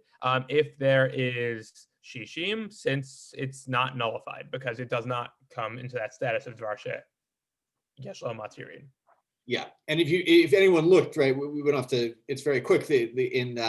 I have it as olive star in my Darchei Moshe. He says that in the V'Isra Heter Klal Kaf Hey Pasak Ken, like Rabbeinu Tam, right? That we follow, at least according to Darchei Moshe, we follow Rabbeinu Tam that She'eno Mino it is batel, not like the Avi Ezri. So, okay, good. Let's read the next piece in the tour, and then we'll come back to the Beit Yosef. Okay. This for me, by the way, for people who have a tour that marks the seifim from the Shulchan Aruch, this is bet in the tour. So. All right. Katav harashba she'eno nikra davar sheyesh lo matirin ela davar shahaheter yavavadai memela kemo beitza. So the Rashba wrote that it's only called a davar sheyesh lo matirin if the heter is going to come automatically, sort of certainly and automatically by itself. Let's call it that way. So, aval davar she'eno biado latiro ve'eno bevadai shiavo lo. But something that is not in his hand to permit it, and it's not certainly going to happen, it doesn't fall into this category. Hilkach safek beitzat trefa afal pi shefshar titon hatarnagolet o tichaya 12 chodesh v'yotiru kulam kevan shesafek hu lo habe davar sheyesh lo matirin. So therefore, if there is a doubt whether a specific beitza is a treifa, even though it's possible that I don't know what this Titon Tarnagola means. I assumed it was you can go check you can go find the rooster and Oh, you're gonna check if it's a treifa. Yeah. So got it. Or you know about that treifa and it's gonna end up living 12 months. I think you wait, right? You wait 12 you months. wait for and see what's gonna be with the Tarnagola, right? Yeah. In which case it would eventually be permitted. But since it's a suffix, meaning A, it's a suffix, and B, we don't know for sure that it will eventually become permitted, it's not in the category of Davar Sheyesh Lo Matirin. Yeah. So. Which goes back to what Lexi was saying before about where you have to do some action to make it permitted. That might not be called Davar Sheyesh Lo Matirin. It might be only Yesh Lo Matirin when it happens inevitably. Well, at the beginning of this, at the beginning of here of the Beis Yosef, he seems either it comes from Mela, doesn't say the word Memela, either it comes from Memela or it's Biyadcha. Doesn't he say that? Didn't you, Don, did you read that? We haven't done it yet, but it will. We're going to get that. Does it say Biyadcha? I think it does somewhere. He says about Davar She'eno Biyado. He never actually She'eno Biyado is not. Right. So therefore, Biyado it is. And something that's Biyado, and therefore either Memela or Biyado. Yeah. Biyado, Right, but the problem as opposed to a third party. As opposed to something which is inherently unknowable, like whether it will happen or not. Okay, or unknowable. Yeah. Or a third party. Well, I mean, you can make. Somebody I think says this. I can't remember where it is. Right. You know, you could say for every suffix, Eliyahu Hanavi will eventually come and tell us: is it mutar or is it asur? And you know, like so, you know, anything that's suffix would become davar sheyesh lo matirin for that, you know, that category, which is not the case here. So. In other words, it has to be either biyado. No, it's not a little funny drasha. I mean, it's a real halacha. I mean. Oh yeah, I didn't mean to say that in a disparaging way. I apologize if I did. That's no, I think it's serious. So, but the phrasing here is a little tricky, and I think the Beis Yosef picks up on this. That he does. Yeah. There's like some ambiguity in between, like when it'll happen by itself and when you have to. Right. That's great, right? Because he says, right. It needs to require both things, but then the tour seems to only require one, if I remember correctly, or it's vice versa. Right? So it sounds like if either of those things is not the case, then it's no longer davar sheyesh lo matirin, but the tour seems to essentially think that it either has to be both yes or both no, both, right? Shutar vadai and mimela, or not vadai and not mimela. And so it's and the Beis Yosef, we'll see this. We're going to look inside. Is he thinks it's a bad understanding, or he doesn't really quote the Rashba well. Let's put it that way. In fact, let's go there. Since Yavni, you volunteered it already, right? So let's actually before we do that, I want to back up. So because I think there's an interesting, very important. I don't know what interesting. If you go to the first Beis Yosef on this topic. About halfway in, mine starts Mashma Beperek Batra de Beitza. So this is Beis Yosef Aleph on Kufbet. For me, and there's different printing. It's a halfway on the second page of the Beis Yosef. There's not a lot of Beis Yosef on that page. Someone want to? Yavni, I'm going to save you for.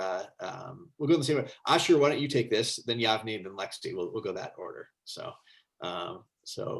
Asher, I'm trying to find it in mine. No problem. Where does it start?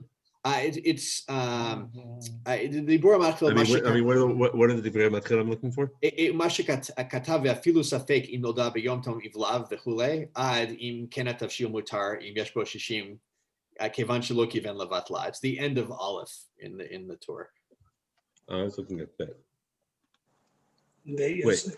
Oh wait, I'm looking in the Torah at the end. I'm sorry, I was looking in the Beis Yosef. I want to do the Beis Yosef. So okay. So I am in the Beis Yosef. Yeah. Okay. Okay. Mashma Perek Batra de Beitza. Great. כי כל דבר שצריך זה לזה כגון מים ומלח בעיסה חשוב מין במינו, ואם אחד אסור ויש לו מתירים ונתערב בחברו, היתר. ונתערב בחברו היתר. ונתערב בחברו היתר, אפילו נתערבו אחר כך. אחר כך באלף לא בטלה. אוקיי, סורי. אחר כך באלף לא בטלה. אוקיי, וכן כתוב רבנו ריחם, בשם המפרשים. Okay, so we saw in the parak in Beitzah that anything that needs something else, that's dependent on something else, for example, water with salt. In dough. No. In dough. Water with salt in dough, right? Not just water. Okay, right, sorry. What, something that needs something else, like water and salt in dough, then is chashuv important here, or is chashuv nechshab, like considered as considered nechshab min b'mino, and if one of them is a sur and it can be made matir, and it is combined with its fellow, with a fellow that's also mutar. That is mutar, right? One is going to be mutar, one is mutar. Right. It's one will become mutar and it's mixed in with something else that will become mutar, even if they were combined afterwards. Then it's even in 1,000 you can't. It's not batel, and we get that from Rabbeinu Yerucham, who wrote it in the name of the Mefarshim. Great, right. Like a pretty fascinating principle of min b'mino, when they're not actually the same mean, but they're necessary one for the other in what they're being mixed in with. Yeah, it's almost like saying the mean is the dough rather than the water and the salt. Exactly. Something like that. I'm not quite sure. Another way to look at this is kind of a way to say that there is a category min shebe'eno mino that is also applies to Varsha Matirin, kind of, but it's a narrow category of things that are like work with one another together. Or another way of saying it is that dough is a min. Exactly. And there dough is a thing, and therefore all the ingredients of that dough, if any one of them is asur, it will be all considered min b'mino. Mm-hmm. Which is a weird idea.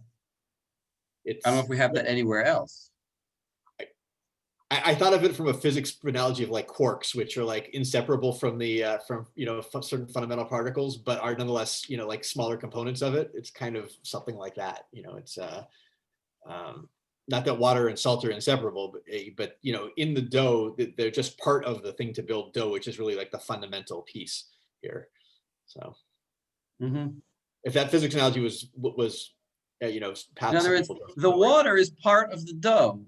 And the salt is part of the dough, and the flour is part of the dough. So they're all part of one thing. So therefore, they're all mino. Yeah, very weird. It is. It's an odd piece. So, but I think it's important, right? That the Beit Yosef quotes this, and so it's important to know. I don't think it's any weirder than what the Ron said before. Meaning there is some sort of thrust within this halacha to change our normative definitions, and I'm not sure why, but they're not satisfied with our normal definitions of min b'mino and min b'sheino mino, and feel this push to recategorize them, but only for this halacha, because and not for other ones. So and maybe they can do that because we're in Derabanan land, which means that like they can only apply it to here. It might be part of the Gezerah, but it just seems to be linked to the first Ron we read.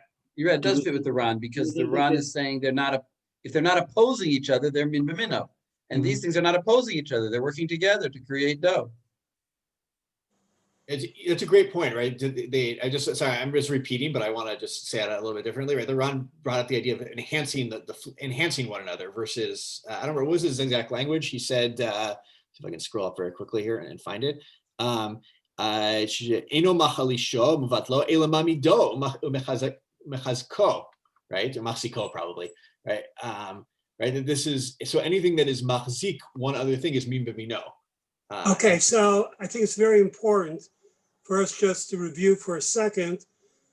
We have prior to this, Siman, we have two classic definitions of min b'mino, right? Either based on one word each, either based on tam or shema. or shem. Yeah. Right? And so now, what would be this third thrust? I think Noam has a good, it's based on, give me a one word. Is there a one word? Koach, I'd say, or Shituv, koach. Essence. Okay. But you know, the ones that are mishatev to each other, you're saying, right? Oh, They they're need each other. creating. They're creating. So maybe it's shituf yitzira. That's too, doesn't sound good enough.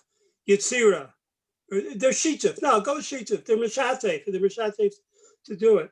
So if you've gone from the one definition based on just reviewing it, so based on Tom, which is very inert. The second definition is on shame, which is societal. And we have this third definition of shituf, which is functional. So I would, if I was with Fapel more, but just, I'll stop myself. But if I was with Fapel more, I say part of this extent, so now it's an extension. What can be the reach? So it's not only a thrust in order, and they can do it because it's drabanan. There's a thrust to kind of like, it's almost playful, to play out the different possibilities of going from essence to society to function of a full-fledged definition of, what are we talking about here? A full-fledged definition of? A mean of, categories of food with each other. Of mean, yeah. Right, okay, that's. Based on what Noam was saying, does this apply anywhere else or only in this case of davar sheyesh lo matirin? Like, can we apply this definition of min b'mino in other places? I don't think we do, but it's an interesting question. That's what that was my first question to Joel. Is this only here? Yeah, no, I don't know. I was wondering the same thing. It is, davar sheyesh lo matirin kind of like it sits in its own world in some ways, or is it, is this a paradigm we see in other places? So, but we're not going to do it right now, but the Darchei Moshe there is interesting with some other examples of where this might, including like whitening food, using, I think, an egg to whiten food, if I remember correctly, right? Could be min b'mino. If we have time, we'll go back, but I do want to move on to the next Beit Yosef, just looking at the time. So the Beit Yosef on Bet Katav HaRashba she'eno nikra davar sheyesh lo matirin el davar she'haeter yavo vadai mimela, and this is Yavni. I believe I assigned you for this. So. כך כתב בתורת הבית, ויש בלשון זה שכתב רבינו קיצור דפתח בדבר שההיתר יבוא ודאי ממילא בלכוד, וסיים בתרתי שאינו בידו להיתרו, ואינו בוודאי שיבוא, ואינו בוודאי שיבוא. Great. So, should I translate or? Yeah, it is a good place to, because this is his kusha he's going to set up. Yeah. So he says that the tool is abbreviating the Rashba's words, and because he starts with the heter that will come definitely and by itself, and he finished with the statement that it won't come definitely, and it won't come it won't come what? You reverse the order, but it's right, fine. that it won't, that it's not by his hand, and that it's not definite. Yeah, this is like from a logical point, you need A and B, not A and B would be not A or not B, right? And so the twist is not A and not B. right? Yeah. This is if you want a symbolic logic version of this, right? In other words, the Torah says to be davar sheyeshlo matirin. He's quoting the Rashba. He says the Rashba says to be a davar sheyeshlo matirin, you need to be something that is for sure going to be matir and will be matir on its own, willy nilly. I think Rav Lannis, that was how you just defined mimela once upon a time from the Rav, maybe, but The Rav said, "Vili nili," with the finger, always with the really. I like that. It's great. It's and then he says, but if it's not something that biadola atiro, like it's something that won't become matir on its own, and it's not something that will for sure be matir, then it's not. And so that you have this middle category of what if you only have one of those, right? And that seems to be a poor logic game that the Torah is playing here, according to the Beit Yosef. So he's going to tell us what the Rashba actually says. So go for it. אבל לשון הרשב"א מתוקן ומקובל, וכתב לשון זה, so but the Rashba like was clear, and this is how he said it, יראה לי שלא אמרו דבר שיש לו מתירין, אלא יראה לי שלא אמרו דבר שיש לו מתירין, אלא כשהמתיר עתיד לבוא, על כל פנים. כביצה שנולדה ביום טוב, שנתערבה באחרות, שהיא מותרת לערב אחר, על כל פנים. Yeah. Oh, sorry, yeah, I'll copy. Yeah, keep going, sorry. וכן אם המתיר בידו לעשותו בלא הפסד, אם המתיר בידו לעשותו בלא הפסד, כתבל שנתערב בפירות מאושרים, ויש בידו מאוסרים, I think. מאוסרים, ויש בידו עוד טבילים אחרים, שהרי יכול הוא להפריש על התבל שנתערב מן התבל שלפניו, שעדיין עתיד לתקנו, וכן כל היוצא בזה. Great. So, should I translate or should I keep going? Yeah, it's a great place to you could summarize at least. Okay, so this is that so really what it is that if it's going to happen by itself, like the egg that was laid, that's just going to happen by itself, and then he includes in this if he has in his ability to do it easily, like he's anyway going to be mafresh on other things, and he can just include it in it. Then and things like that, then it isn't considered a davar sheyesh lo matirin. Exactly. You're going to take truma from the rest of maser from the rest of your tevel, right? That could count for the stuff that got mixed in, and so it's going to happen. You had to do an action, but it's still going to happen. You know, right. It's right. But it's even like it's an action that you were going to take anyway. Yeah. Yeah, and he does. I just want to stop. I want to just underline two words there. Below have said, right? Something that will happen. It's no loss to you. What that means exactly is going to be an interesting question, but it's something that's, there's no loss in your doing this. Okay, so keep going. Right. אבל שאינו בידו ואינו ודאי שיבוא המתיר אינו כדין דבר שיש לו מתירין. לפיכך, ביצה של ספק טרפה שנתערבה באחרות, אף על פי שאפשר שתטעון עוד התרנגולת ויותרו כולם, או שתחיה התרנגולת 12 חודש, אין זה כדין דבר שיש לו מתירים, לפי שאין המתיר בפנינו ודאי, ואינו בידו, לפיכך בטל הוא, כביצה אסורה שנתערבה באחרות, וכן כל כיוצא בזה, עד כאן לשונו. So he still does, like it's still a little bit like the language of the Torah, but he says that the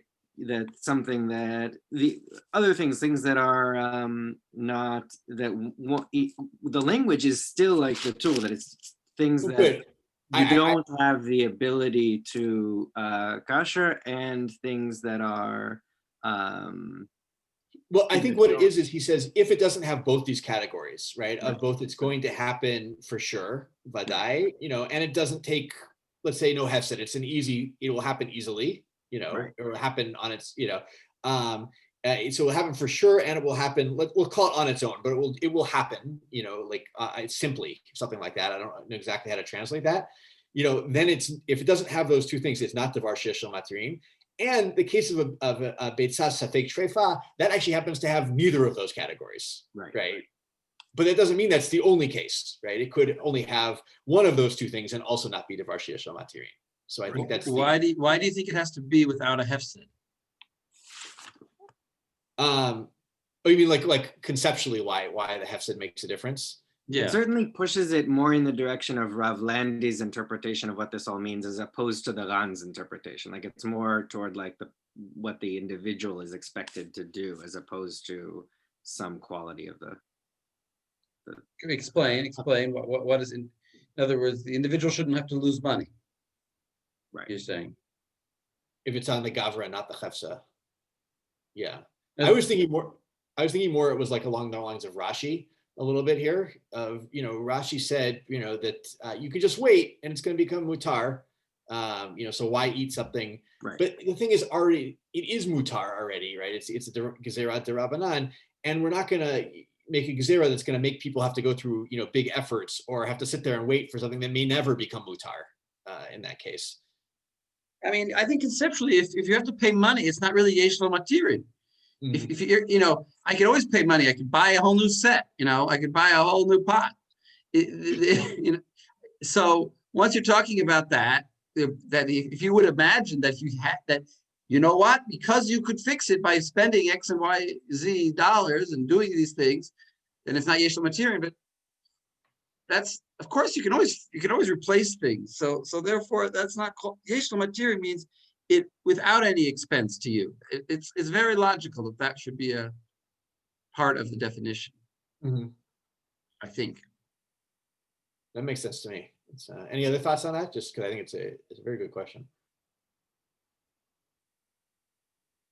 All right, let's in that case, let's go to the next piece. This is the Beit Yosef is going to quote the Rashba again for I think and also an important case about when that falls into devar sheyesh lo matirin. So Lexi, I think I assigned you for this one.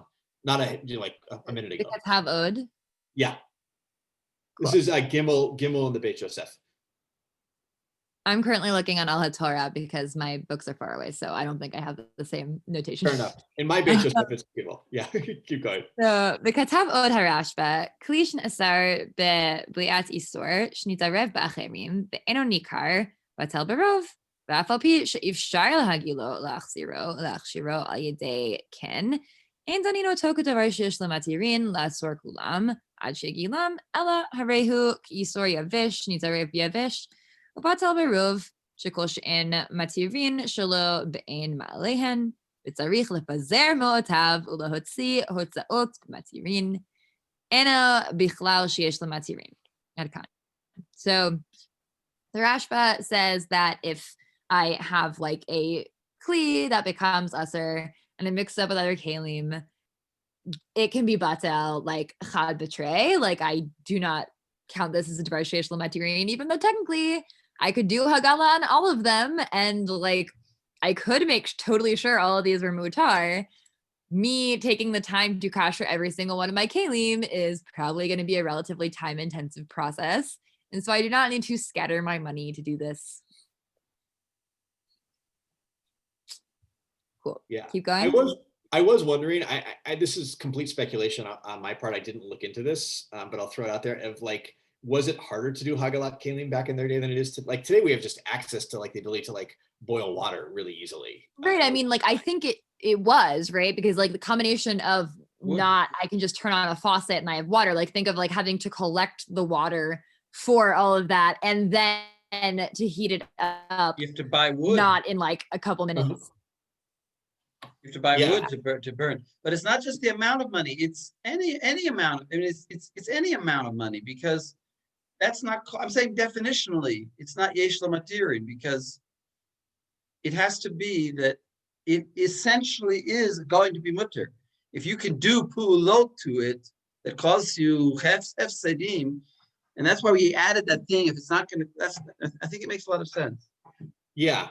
It depends how much you want to. It's and the Rashba seems to have pushed. I need Loma Kabel. Because you just want to knock that out completely, and it's not knocked out completely. It can't be knocked out completely.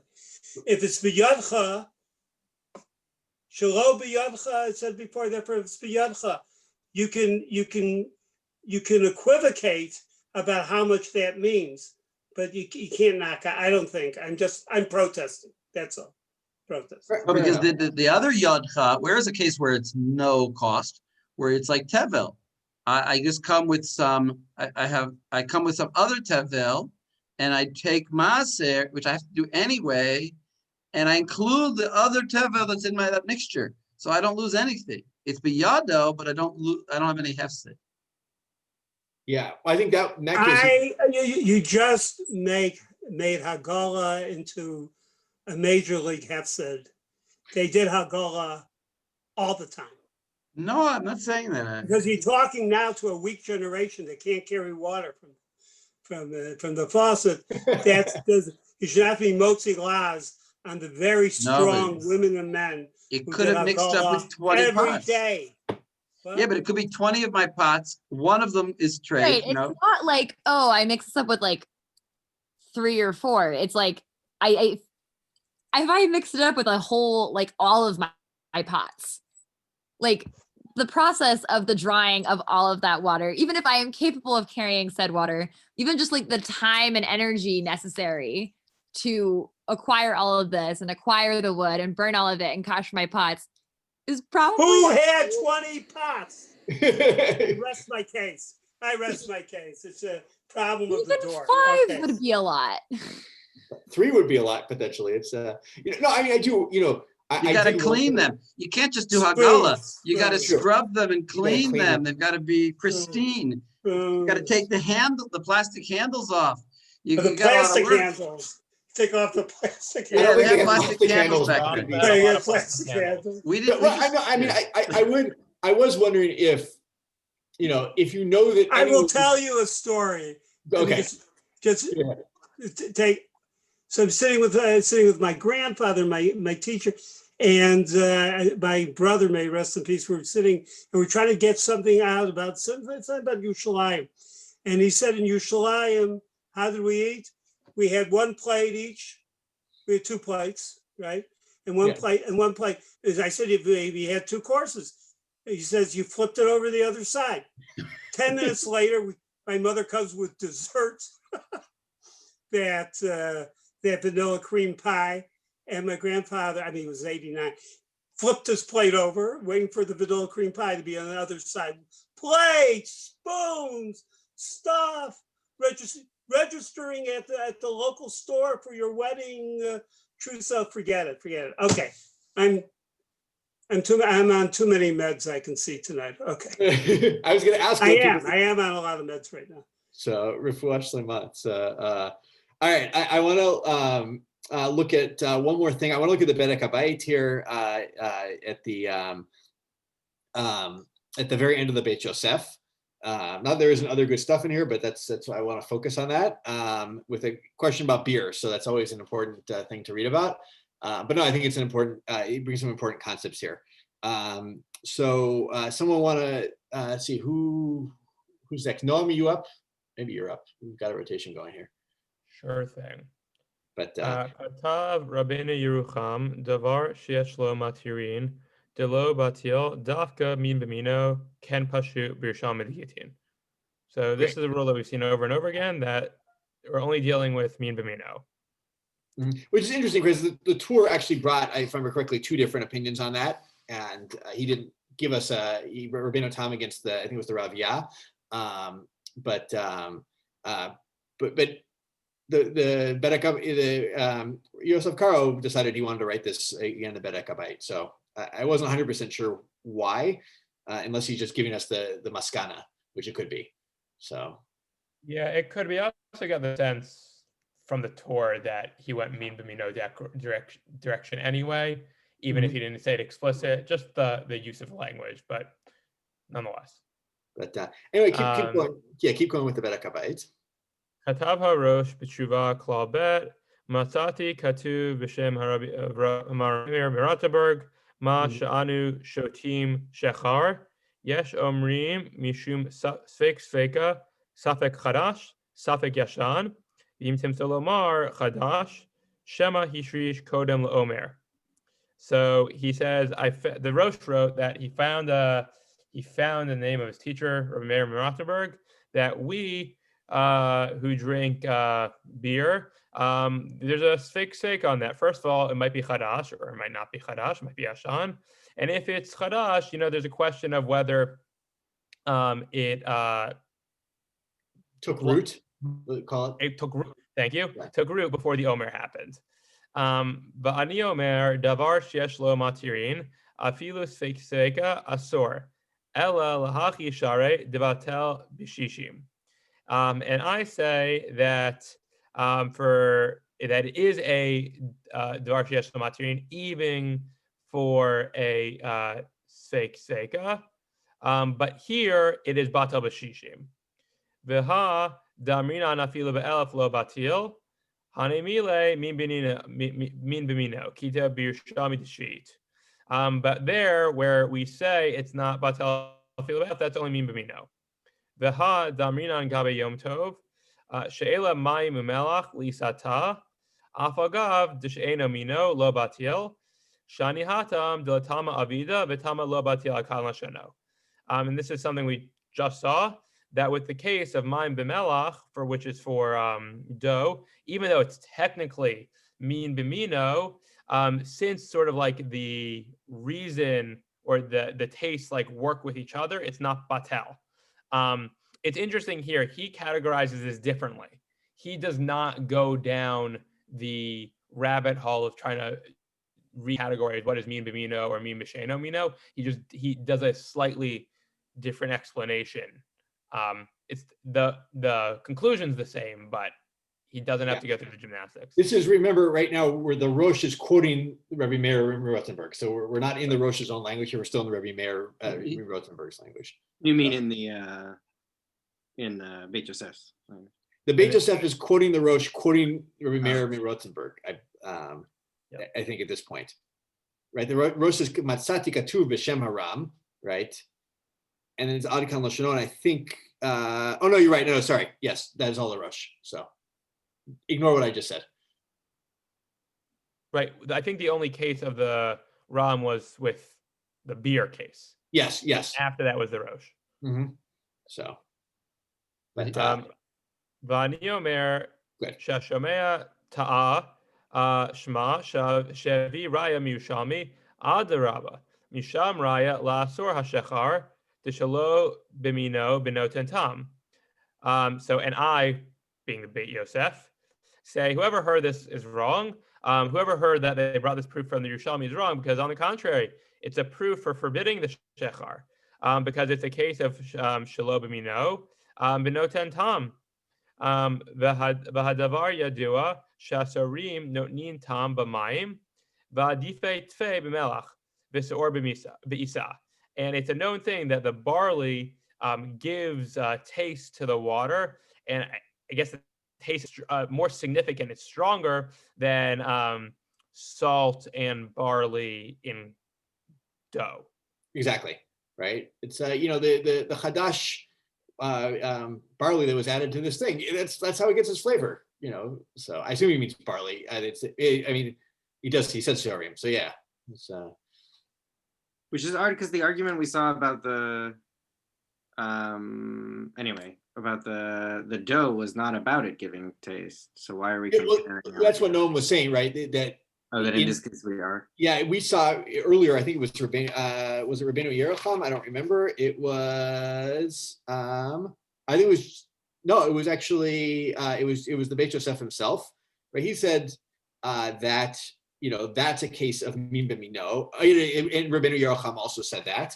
And here the Rosh is saying no, that's not a min b'mino case. The isa, the melech and mayim and isa and dough. That's a case of because it's giving tam.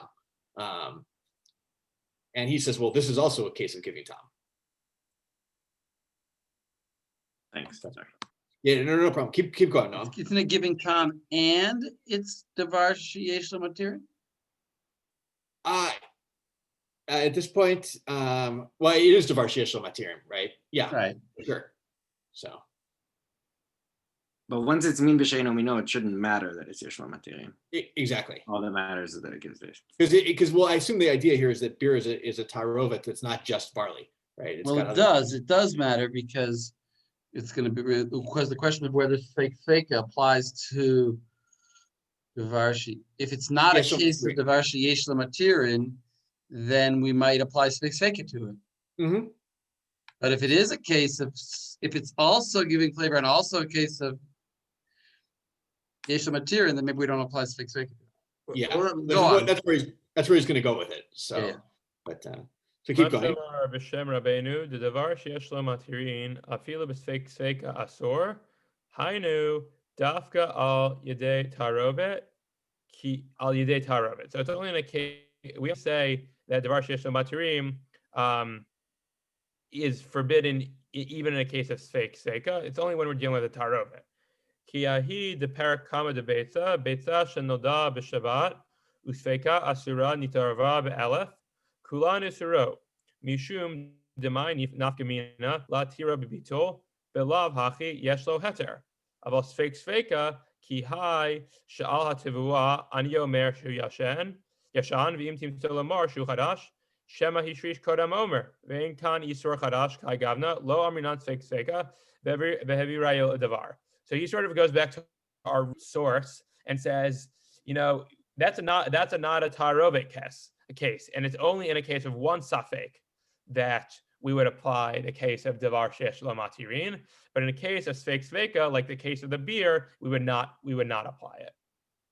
Yeah, this is sfeika. Is this even a devar sheyesh lo matirin? Right, that's where the safek Right. is. Well, but he's saying it's In not. the safek, is this even a thing that's a sul? It's Yes, you're right. Is the right. safek is an east or not? Yeah, Right. And if that's the case, it's not devar sheyesh lo matirin. exactly. Yeah.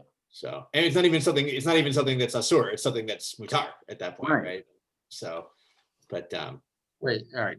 So Joel, can you summarize what is the final opinion of the Beit Yosef here? in the the sfeik. Genetic Abayit. Yeah, is it only if it's a devar sheyesh, if it's a sfeika that it's a devar sheyatsur and it's yesh lo matirin, right? That doesn't matter. It is mutar because it's a sfeika if it's even asur in the first place, which were lakula at that point. So we don't say that just because that got mixed in that it's asur, and that's the reason that such a beer would be permitted. Right. And the two sfekot are one that it might not be chadash, and two that even if it is chadash, it might not really be. What? Yeah. Exactly. It's Yeah. very strange. It's a very weird. It's like the same suffix twice to some extent. It's like a very weird sfeika of that. Even if it is chadash, maybe like it was, the thing gave root before the Omer showed up, and so Right. No, the point is, what does Chadash mean? Chadash means maybe it didn't pass through a Pesach, right? Chadash mean, what does Chadash mean? Chadash means it didn't have a Pesach, it didn't go through a Pesach. And then Heshrish Kodem HaOmer means what? That it that's means it took root before the Omer, but it wasn't harvested before then. But if it was I think- harvested It after wasn't the Omer, empirical. that's No, I exactly think doesn't- empirical. Chadash, we could have found out. But if it's Shorish, it was not empirical to us, but it's literally a subversive suffix. But It's underneath. isn't the rule though, if it's hishrish after the first of Nisan, that it doesn't count as chadash? Or if before the first of Nisan, then it does count as, right? I've got the opposite, right? There's a difference between when it was, did it go through an Omer, but if it's hishrish before, it could. if it's a shrish after the first of Nisan, then the fact that it went through the Omer doesn't help us. That's right. That's what I was trying to say. Yes. So then it would be Chadash. Yeah, but it could be that it was even if It's almost like we're saying maybe it's Chadash, but maybe it's not chadash for another reason. Mm-hmm. So it's kind of weird. Yeah, maybe it was planted, maybe if it was planted early, maybe it didn't give root yet. Maybe that's what it is, right? If either it was planted, maybe it wasn't planted before the Omer, and even if it was planted before the Omer, maybe it hadn't given root at that, by the time we got to the Right. to the Omer. So, but all right, we have a few more minutes, and so I wanted to go back to the document, if that's okay, people. I'll actually put it back in the chat here, because this Hanukkah is coming up, and there's a case of Hanukkah that is related to Devar Sheyesh Matirin. So I wanted to take a look at that.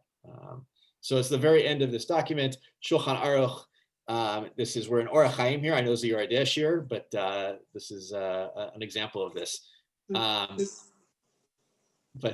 let's see, who's maybe Lexi, you want to read the Shulchan Aruch Magen Avraham for us?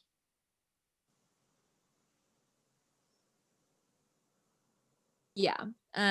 So the Hanotar, yeah. Hanotar b'yom hashmini min hashemen hatzrich l'shior hadlaka oseh lo medura v'sorfo b'fnei atzmo shrei huktzah lemitzvato ואם נתערב בשמן אחר ואין שישים לבטלו, יש מי שאומר שאין להוסיף עליו כדי לבטלו. So like oil, if I'm using like an oil menorah and I have stuff left over on the 8th day, I need to like burn it. Like I have a fun bonfire with it because I like designated it for this mitzvah. So I can't use it for other things. And it's asur d'oraita or d'rabbanan? It's asur d'rabbanan. Obviously d'rabbanan because the whole mitzvah. Definitely Yeah. Yeah, it's Hanukkah. So anyway, right. And then if it mixes with like shishim of other like ein shishim. Yeah. The ein shishim, right. If there isn't like shishim and like it's mixed up, some say that I can't like add, and this goes back to what we did a couple weeks ago. Some say that I can't like add more shemen to mevatel it, even though it is an Yisur D'Rabbanan. Exactly. Great. So even though normally so we learned that halacha that an Yisur D'Rabbanan that got mixed and there wasn't 60, you can add more. And here he's saying there are those that say you can't do it in this case. Yeah. Without explaining why. Good. So this is my setup here. It's perfect. And notice, right, so far, nothing to do with Devar Sheyesh Matirin because, right, it's asur, right? You didn't use it up on Hanukkah. It's muksa mitzvah. That's it. It's asur. So, but let's take a look at the Magen Avraham. So Shein Losif. You want me to keep reading? Yeah. Keep going. Yeah. Okay. Shein Losif chulei. ולא דמה לסעיף ת"ק ז' לסימן סעיף ב' דהתם אין הנע ממנו עד אחר ביורו, מה שאין כן הכה דנהנה ממנו בשעת ביור, אסור לבטלו. He says this is different than something else we dealt with elsewhere, which is that like in that other place, like I don't benefit from the like destruction or like burning of this thing. Whereas here, like I benefit from the burn, like the very burning of it is what you do with this oil. Right. Yeah, which is not what I'm so interested in here, but it's an interesting point. So we have the chart, the Yesh. So like we have this thing, the Yesh Matirin. Ulechen katuv kan Yesh mi she'omer v'chulei v'ayan b'shach sham.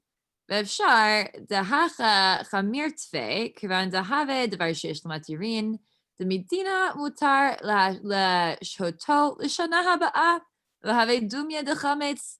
Yeah. I am the Yoreh Deah. Yeah. Cool. Right. So just as with chametz, I theoretically could, I mean, that's the opposite though, actually, with the chametz, which it's kind of funny because that was reasoning used for everyone else except the Rambam as why chametz isn't a devar sheyesh l'matzirim because it's like chozer l'isuro. Whereas this is like the opposite. Like you could always just keep your oil around for a year and then use it next time. So technically there's like a mutar way of using this oil. Exactly. So he says, right, there are those people who permit the shock jumps all over this, right? You're allowed to use it, right? To be not use it, to be mevatel because it's derabanan. He says, no, this is kind of davar sheyesh lo matirin, right? Next Hanukkah, you could use it again. And therefore, that's why we're machmir about being mosif levatel. So, which is a weird kind of split difference. It's like, we don't say it's eno batel. We're just like, in the case where it wasn't batel, you can't add to it because maybe it's davar sheyesh lo matirin. So. It's an interesting question. You're saying maybe he is orer on the whole din of needing of 60. Yeah. But the Shulchan Aruch didn't bring that. Exactly. So I think he's splitting the difference a little bit here. He's like, he's saying, well, maybe it's I don't know. I'm not sure exactly how to put it, but it sounds like, because if the Magen Avraham plays it out the way he's really playing it out, even with 60, it wouldn't be batel.